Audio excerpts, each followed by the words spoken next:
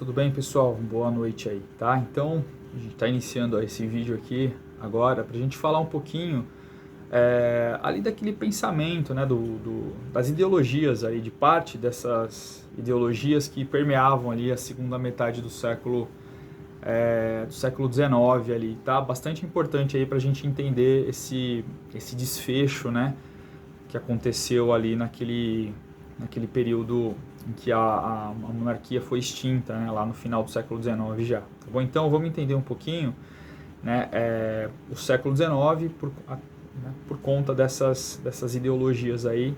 Tá? Essa é a primeira parte, tá, pessoal? Vai ter um outro vídeo que eu vou falar aí um pouco mais desse final do século XIX aí, que é um momento muito, muito importante aí para a gente entender muita coisa, inclusive, que aconteceu aí no século XX, tá? Então, vamos lá? Vamos seguir aí na nossa análise? Então, vamos lá, pessoal, é o seguinte, tá? Então, o século XIX, né, pessoal, ele inaugura uma nova forma das pessoas pensarem, novas formas aí das pessoas pensarem, tá? Então, por exemplo, ele traz à tona, né, uma forma de analisar a sociedade, que até então não era considerada, né? Ela era deixada de lado, que a gente pode chamar essa nova forma de análise social de realismo. Então isso está muito presente, né, pessoal? Ficou muito presente na literatura, né? Então o objetivo principal, né, do realismo era justamente analisar a realidade, tá? Analisar a realidade sem nenhuma mistificação, né? Essa é a grande sacada, né, da literatura realista, por exemplo, certo? Que buscava então entender aí a realidade dessa forma aí nua e crua, tá? Então, por exemplo, né, alguns autores realistas aí, o Zola, o Émile Zola, o Balzac, né, com seus romances, o Ibsen, o próprio Aloysio Azevedo aqui no Brasil, Machado de Assis. Então, o objetivo desses escritores era analisar a realidade nua e crua, o que estava por trás ali, muitas vezes, do comportamento social das pessoas, o que levava as pessoas a terem, né, certos comportamentos sociais, né, a influência, no caso do naturalismo, né, que é uma vertente aí do realismo, a influência do meio ambiente, né, na condução ali das pessoas, na ação das pessoas na realidade. Então, pessoal, esse é uma das vertentes aí que surge, tá, no século XIX, né, o realismo que se colocava até certo ponto, ou em grande medida, contra o romantismo, né, que era aquela tendência que valorizava a Idade Média, o subjetivo e o individualismo aí, certo? Então, uma tendência muito importante e que está presente aí como uma ideologia muito forte, né? E era uma forma crítica, inclusive, né, de ver e ter uma percepção sobre a realidade. O realismo, então, ele enxergava a sociedade de uma forma crítica, certo? Vide Eça de Queiroz, né, a relíquia lá do Eça de Queiroz, né, que busca desvendar, de certa forma, a hipocrisia, né, da igreja, a hipocrisia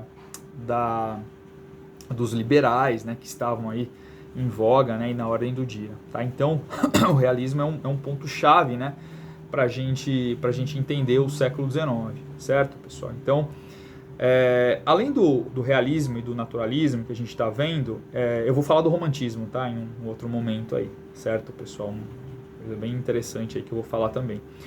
Existia o positivismo, né, que a gente tratou aí quando a gente estava falando da influência, né? Lembra lá da influência que o exército teve aí de ideologia, né? De ideias. Então essas ideias, o positivismo, né, eram ideias que vinham da França, que vieram da França e que chegaram aqui, que se espalharam lá pelo continente europeu, em alguns lugares, e chegaram aqui na América Latina também, né, principalmente influenciando aí setores do exército, tá? Então, lembrando aí que os positivistas, né, acreditavam na racionalidade extremada humana, né? Então, para eles a racionalidade era um fator crucial, era algo determinante, né? E essas pessoas mais racionais deveriam aí governar as sociedades, né? Então, as regras gerais, né, do pensamento. Então, a ideia era essa, né, de que seria possível estabelecer regras gerais, certo, para o comportamento humano, e essas regras explicariam alguns movimentos, né, ou grande parte aí dos movimentos que aconteceriam dentro da própria sociedade, certo? Então, o lema positivista que entrou para a história aí do Brasil é o famoso Ordem e Progresso, que está lá na bandeira, na nossa bandeira nacional aí, na bandeira do Brasil, certo, pessoal? Beleza? Então, o positivismo aí é uma fonte ideológica também importante aí para a gente entender, certo? O darwinismo, lembrando aí, né? O Charles Darwin, naturalista, Charles Darwin, que escreveu lá A Origem das Espécies, certo? Ele fez uma viagem aqui pela América, e a partir de evidências, né, que ele foi pegando, que ele foi selecionando, ele escreveu lá o livro A Origem das Espécies, né, que fala bastante da adaptação, né, de certas espécies ali ao meio, e que essa adaptação acontece aí ao longo do tempo, né, algumas espécies se diferenciam das outras, então, e que o meio ambiente atua no sentido de selecionar, né, pessoal, determinadas espécies aí, né? Então essas espécies, né, sob a atuação do ambiente, elas vão ali sendo selecionadas, a lei da seleção natural. E essas espécies que são selecionadas, muitas vezes elas são as mais aptas, né? São aquelas que mais conseguem se adaptar àquele ambiente, certo? Então, isso, pessoal, de certa forma, né, a teoria aí da evolução, o evolucionismo, né, a teoria da seleção natural aí do Charles Darwin, ela entrou em confronto com o cristianismo, né? O cristianismo que pregava a Bíblia, né? Então imagina, né, a Bíblia fala que os humanos na Terra, né, tem aí 6.000 anos, né? Então a existência humana na Terra tem 6.000 anos, enquanto que a teoria do Darwin, de acordo com esses processos evolutivos, teria aí a Terra teria, né, a Terra, de acordo com essas teorias, essas teorias não, de acordo com a teoria do Darwin, teria aí bilhões de anos, certo? Então, e os seres humanos não teriam aparecido há 6.000 anos só, certo? Teriam aparecido aí por volta de mais ou menos aí de 6 milhões de anos atrás, né, os primeiros seres humanos aí, tá? Então é uma teoria que, né, colocou todo mundo, né, ali, principalmente os setores mais conservadores, né, da sociedade, a igreja principalmente, tá? Se colocaram contra aí a teoria do Darwin, certo? Criticando aí a proposta do Darwin, tá? O Darwin que bebia também na lógica malthusiana, né? Ele falava que o Malthus, né, a lógica lá do Thomas Malthus, né, falava o seguinte, que a progressão, né, o crescimento das pessoas no mundo aconteceria em progressão geométrica, enquanto a produção de alimentos em progressão aritmética, que geraria uma falta de alimentos e apenas os mais aptos, então, seriam capazes ali de sobreviver, né, ali a essa falta de comida aí, iriam ser selecionados, portanto, então, pelo meio ambiente, tá? Então, isso é muito interessante aí da gente perceber, né, essa outra fonte, né, a teoria malthusiana, tá, que o Darwin ele faz uso aí, tá bom? Pessoal, a gente não pode esquecer também, tá, que o darwinismo, em essência, ele foi transplantado para a teoria social. Isso a gente chama de darwinismo social, tá? Então, o que seria essa teoria, né? É a teoria que fala da superioridade de algumas raças sobre outras raças, de que existiriam raças superiores, certo? E essas raças superiores teriam sim o direito de dominar as outras raças, certo? Então, essa é a grande sacada aí sacada, né? Essa foi a grande adaptação do darwinismo para a sociedade, certo? Então isso acabou justificando, por exemplo, o domínio dos europeus da África, né? A divisão da África e a exploração desses povos, tá? Aí, tudo bem, pessoal? Então, o darwinismo social entram aí essa colcha aí, né, de ideias aí, colcha de retalhos, né, de ideias, tá, que permearam o século XIX. A gente não pode esquecer também, né, pessoal, do marxismo, certo? O marxismo, Marx, né, que foi estudar filosofia na faculdade, né, saiu da Alemanha, da Renânia, foi para a França.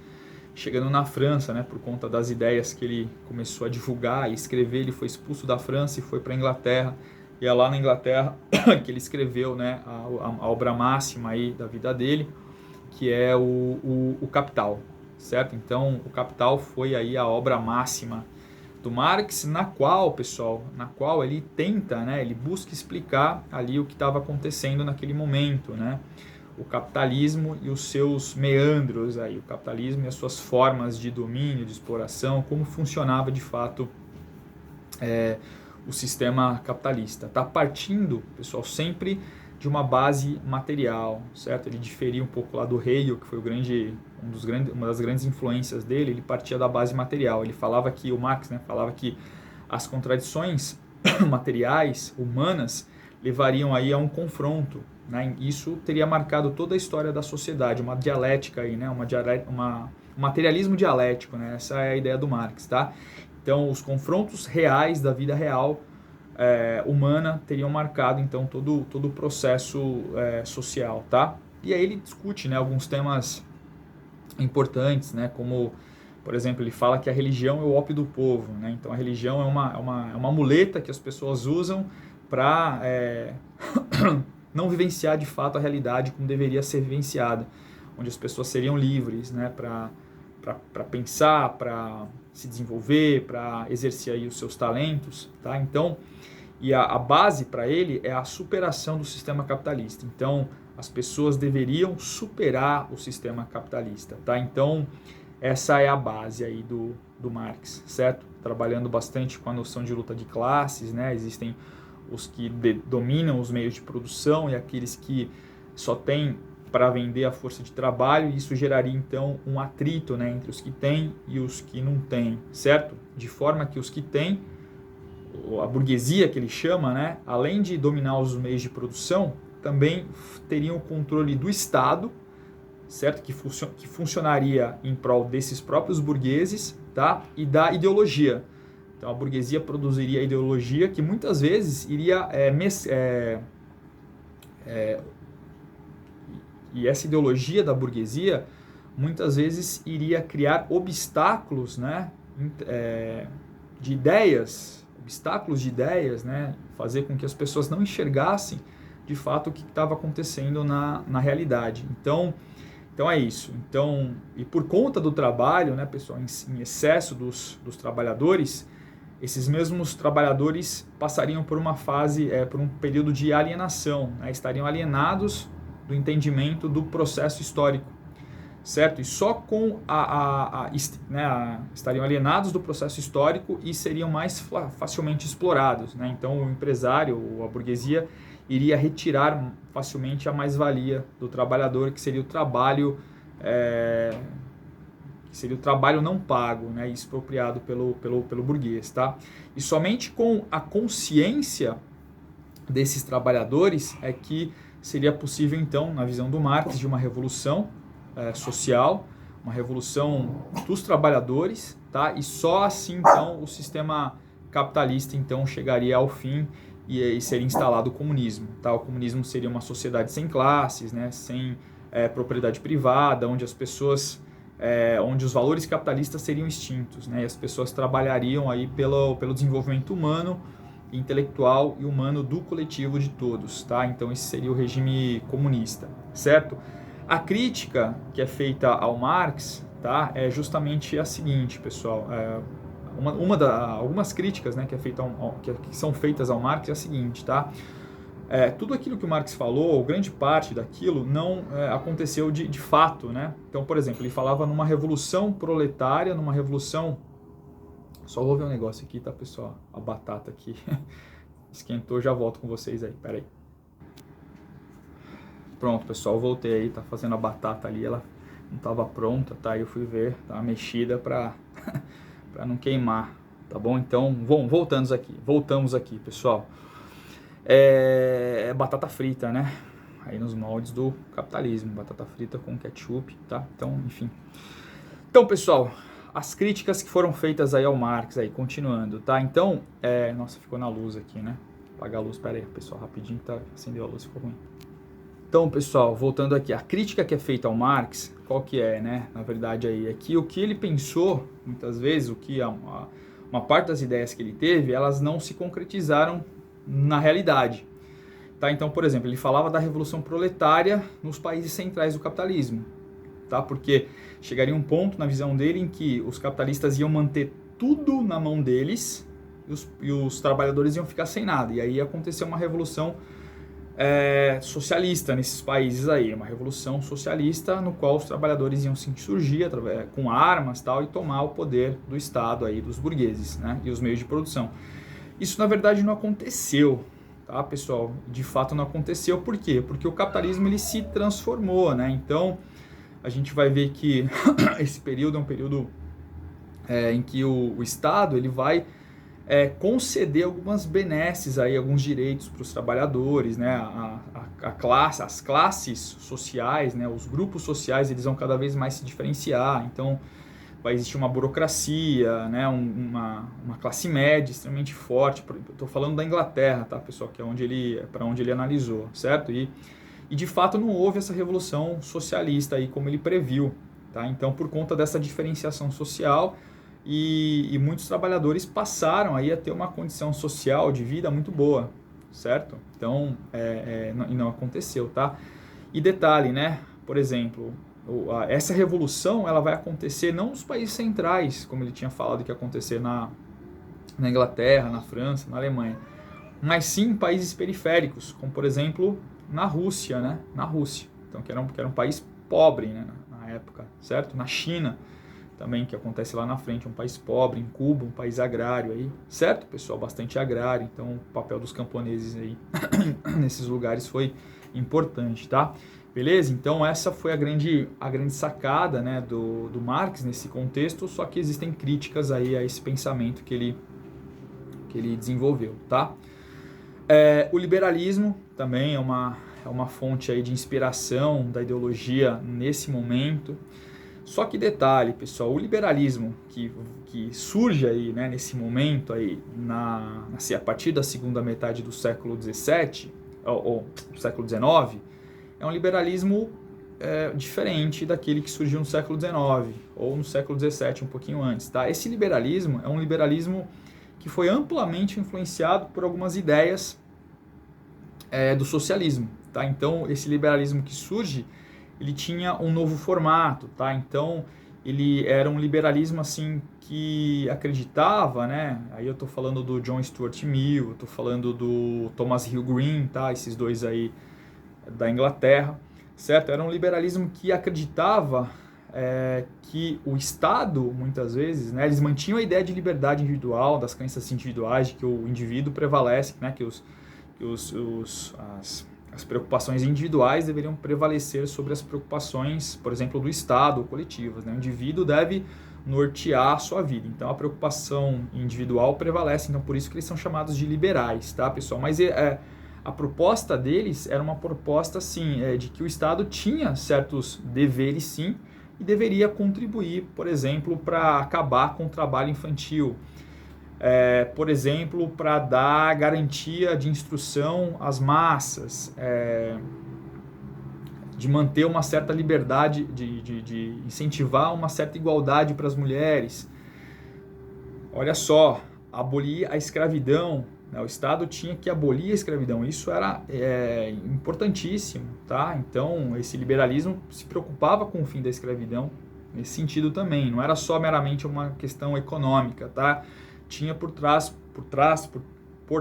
portanto, pessoal, uma questão social também, e esse liberalismo era contra as guerras, contra a disseminação das guerras, tá? Pessoal, de certa forma, esse liberalismo, esse novo liberalismo, né, que está surgindo aí no século XIX, ele vai dar as bases, né, para o Estado, esses pensadores que eu falei para vocês, esses dois ingleses, né, o John Stuart Mill e o Thomas Hill Green, eles vão ser a base, o alicerce lá do estado de bem-estar social inglês, que depois vai se desenvolver aí ao longo do século XX, principalmente depois aí da Segunda Guerra Mundial. Beleza, pessoal? Então, outra coisa bem interessante, tá? Eram tolerantes, certo? O John Stuart Mill pregava a tolerância. Então, você tem o direito de falar, né? Por mais que a sua opinião seja oposta àquela opinião majoritária, você tem sim o direito de falar. Então, a tolerância era algo bastante incentivado, estimulado e praticado por esses liberais desse contexto, tá? E o Estado, em última análise, né, por conta aí do estado de bem-estar social, o Estado deve assegurar, tá, pessoal, o bem comum. O bem comum deve prevalecer aí, certo? Isso é bem interessante aí na teoria desses liberais aí do século XIX, da segunda metade, tá? Muito interessante, certo? Então a gente percebe que o liberalismo, né, encontrava, né, tendências, não é só essa tendência selvagem, né, aniquiladora que existe hoje. Existiam tendências assim mais preocupadas com questões sociais, por exemplo, certo? Não é igual esse neoliberalismo atual. Enfim, eu vou chegar lá, a gente vai discutir isso aí, tá bom? Bom, e para complementar, pessoal, vai ter um outro vídeo, tá, que eu vou falar de algumas ideologias a mais. Existia também surge, né, nesse contexto também um movimento feminista, tá? Lá na França, nos Estados Unidos, certo? E esse movimento feminista é um movimento que ele vai pedir o quê? A igualdade entre homens e mulheres, certo? Então isso para a época, né, era uma coisa assim exótica, né? Era uma coisa, imagina, as mulheres, a profissão das mulheres é serem esposas, né? Principalmente quando se tinha essa ideia na cabeça. Tá? Então, se ainda, né, existem certos setores da sociedade assim, que são contra, por exemplo, que as mulheres trabalhem, contra essa emancipação das mulheres, com relação a direitos, por exemplo, tá? Imagina lá no século XIX, né? Imagina lá no século XIX. Então, essas mulheres, né, que lutavam, né, lá na França, nos Estados Unidos, por exemplo, o direito ao voto, né, direito ao voto, ao sufrágio universal, com certeza era um momento ali muito mais difícil ali para que essas ideias fossem implementadas aí. Tá bom, pessoal? Bom, eu acho que deu para a gente ter alguma ideia aí de como se estruturava aí o pensamento, tá? Essas vertentes teóricas aí, ideológicas lá no século XIX, né? Aí no século XIX, algumas vertentes. Tem outras vertentes que eu vou comentar aqui, tá, pessoal? Eu vou falar num tempo exato. Essa vertente eu coloquei para a gente fazer essa ligação, então, com a implantação da República no Brasil, para a gente ver como que a monarquia, de certa forma, né, os ideais ali, né, ligados muitas vezes a um período anterior à própria Revolução Francesa, né, algumas ideias, algumas coisas, estava atrasada, estava condenada, certo? Então, a gente sabe ali que a monarquia, se o Deodoro não desse o golpe, né, se o Deodoro da Fonseca não desse o golpe lá, apoiado por alguns militares, pela elite agrária brasileira, por mais escravocrata que fosse na época, né, beleza, a monarquia, com certeza, ela ia chegar ao fim, né, a monarquia aqui no Brasil, o segundo reinado, certo? Como a gente está vendo aí. Tá bom, pessoal? Então, espero ter ajudado aí, esclarecido um pouco melhor aí sobre essas questões ideológicas do século XIX, certo? Algumas vertentes aí, e esclarecido para vocês aí, então, essas ideias. Tá bom, pessoal? Muito obrigado por assistir esse vídeo. Dá um joinha se você gostou. E a gente se vê aí, tá bom, pessoal? Obrigado, até mais. Tchau, tchau.